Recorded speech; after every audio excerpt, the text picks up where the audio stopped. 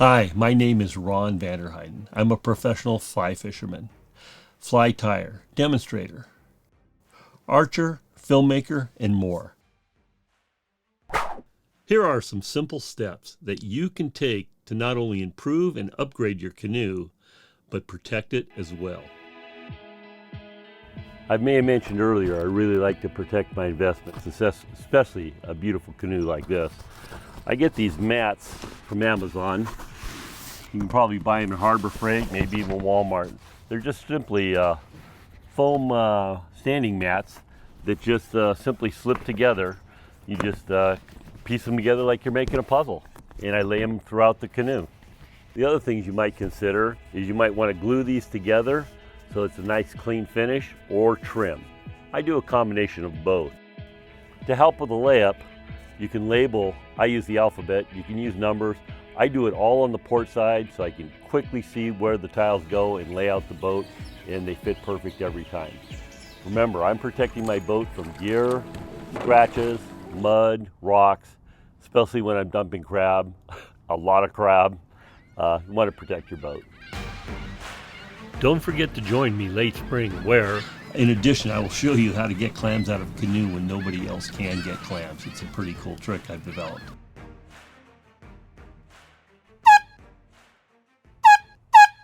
Prepped my area by cleaning it with an alcohol to remove any oils. I put on my Velcro. I like the cloth side, so if I touch it, it's actually very soft and comfortable. Usually the hook side of the Velcro, Velcro comes in two parts. I usually leave that on my devices. Simply put it on the boat. I always have my safety horn with me. If I need it in seconds, get somebody's attention for an emergency situation. It's a great thing to have, and you always want it handy. Hooked on you, baby, you're golden. Time moves, I never noticed, just can't get enough. Got me wonderstruck. A real simple way to protect your boat is pipe insulation, your canoe, especially your gunnels. And I get this one, was about $2, and this one was a hair more, and you just simply slide them in each other.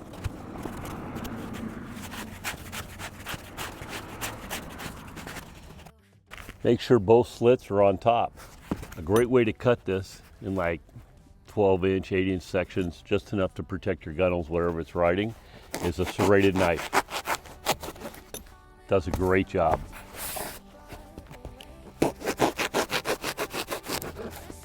This simply clips on the canoe and it protects your gunnels.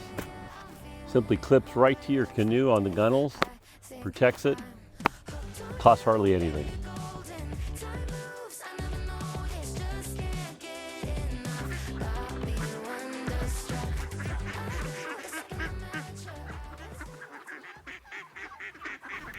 This is known as finish.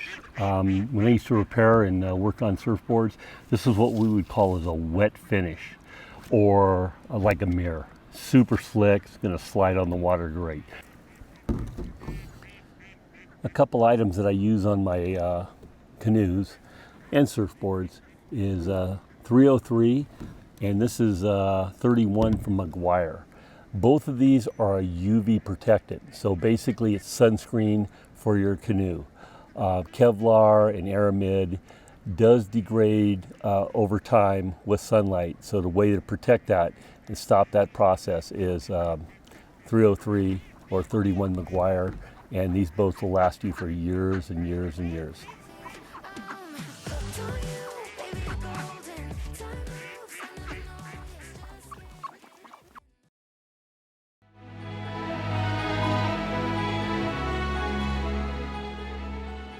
About motor mounts. I'm a paddler at heart, and I love paddling a canoe. But there's times that electric motor on a canoe has its advantages. Putting an electric motor on your canoe helps with hands-free operation, which helps you control your boat in certain situations. In addition, it makes your boat more stable. Putting an electric motor on your canoe is like putting a keel on your boat.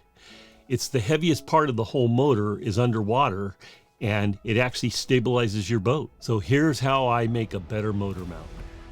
Making a better motor mount. They sell various brands of motor mounts on the market. This is one I've got. I think it's called a Predator from Old Town. It's an old one. Works great. The problem is If you don't tighten these up all the way and you turn on that electric motor, the thrust, you take it right off your boat. A simple solution is I've got some little pieces of wood here. This is actually mahogany, teak, whatever. You just glue it to the bottom of the canoe rail. I use E6000, or you can use Gorilla Glue, Clear Grip. Both of these hold plenty of good. You're not building a bridge. If you're real serious about it and you don't want it to ever slide, you can cut some small aluminum scrap and you can use like a JB weld and put that on there. It'll be permanent, 3,000 pound pressure. I've never had an issue with wood going there, and it keeps my bracket from sliding.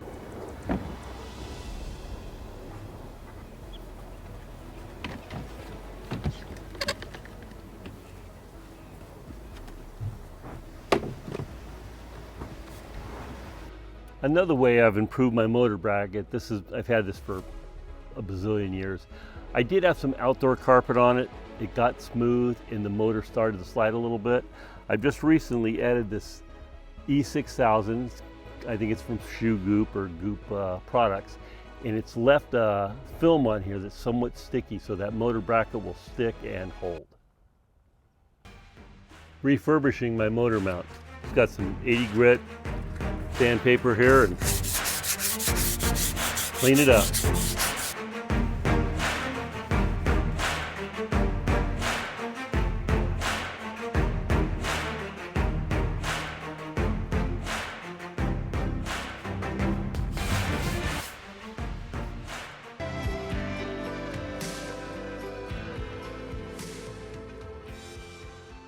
This is my 18 inches of paracord, singed on both ends so it doesn't unravel.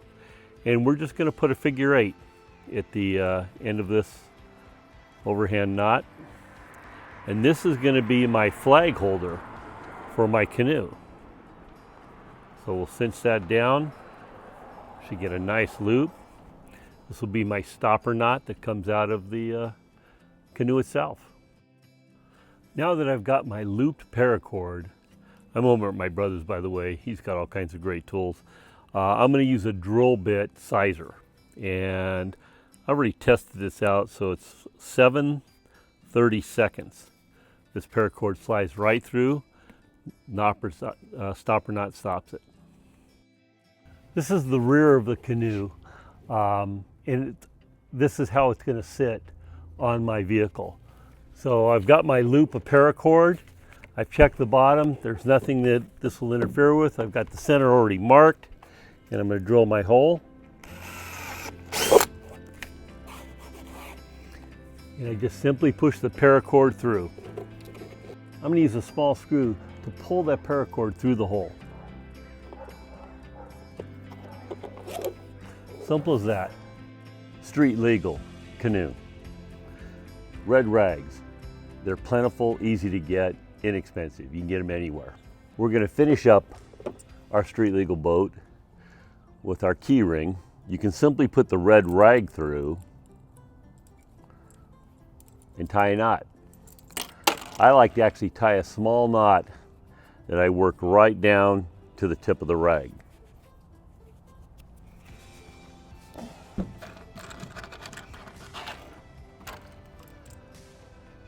Once I get the knot, slip it through the key ring, fold it over, and I use a couple of inexpensive zip ties that I've gotten from Harbor Freight or any store, Walmart, online, whatever.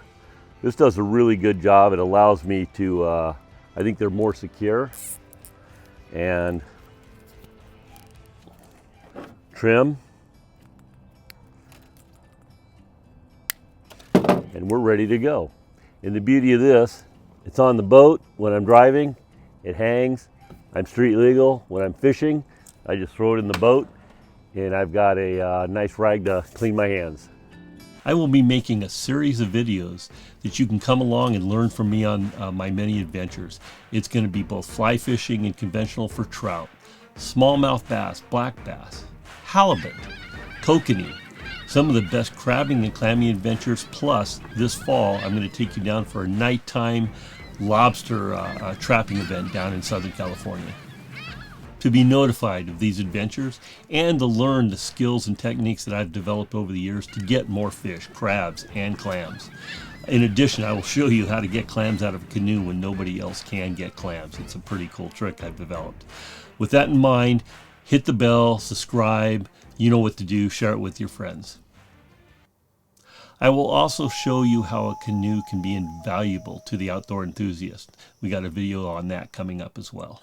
One of the videos coming up will be all about the Versa gun whales. These new gunnels are so advanced and they provide so much opportunity for a canoeist with accessories. It's going to be its own video. I will show you many of the accessories out there, and I will share with you my personal favorites.